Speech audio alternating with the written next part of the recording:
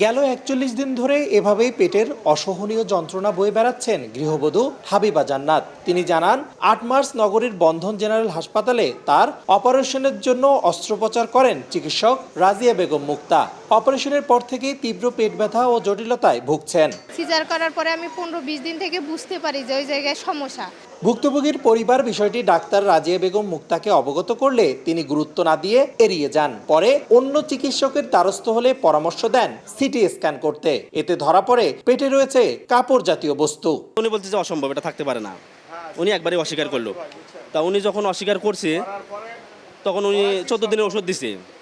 তা আমরা আছি ওখানে 5 দিনের ওষুধ খাওয়ার পরেই রোগীর অবস্থা আরও খারাপ। এটা ডক্টর তার হচ্ছে মানে প্রবেশন দিক থেকে এটা মানে খুবই দুঃখজনক। আমার মেয়ের দুটো ছোট ছোট বাচ্চা আছে, তাদের কি হবে যদি ভবিষ্যৎ কিছু ঘটে, এজন্য আমি তার সুষ্ঠু বিচার চাই।